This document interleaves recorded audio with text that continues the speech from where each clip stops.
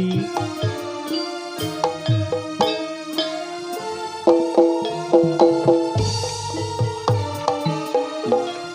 Nyuwun sewu Mas kula badhe nderek kersa napa leres mriki daleme Mas Joko Mas kumis tipis lenjer kuning pilih mlampah kados Raden Mas Janaka Ora kleru dik ning sliramu kuwi sapa sajake aku wis nate perso jenengan limas apa ya mung reka-reka nembe wingi jenengan lek ngobrol janji aja dadi ati dik aku pancen kleru dik ning sliramu katon siji katon lemu ning saiki katon ayu apa bener Mas kuwi ngandikanmu aja dadi ati dik aku pancen lali dik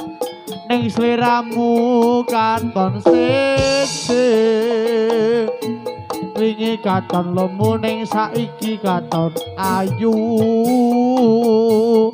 apa bener Mas kuwi ngandikanmu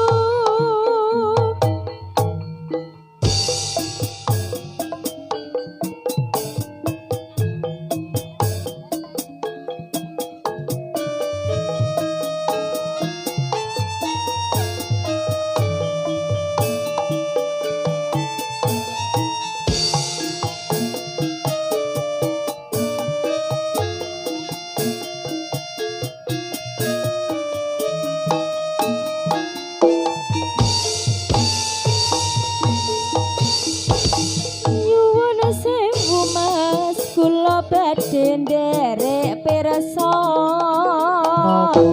napa leres mriki daleme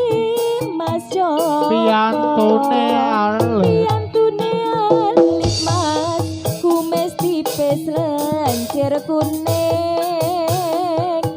pilih mlampah katon Raden Mas Janaka ora kleru dik ning sliramu kuwi sapa sajake aku wis nate perso jenengan limas apa ya mung reka-reka nembe wingi jenengan lek ngobrol janji aja dadi ati dik aku pancen lali dik ning sliramu katon siji wingi katon lemu ning saiki katon ayu apa bener Mas dedehan jono ngandikanmu aja dadi ati dik aku pancen lali dik ning sliramu katon siji wingi katon ayu ning saiki katon lemu apa bener Mas kuwi ngandikanmu aja dadi ati dik aku pancen lali dik ning sliramu katon siji wingi katon ayu ning saiki katon lemu apa bener Mas kuwi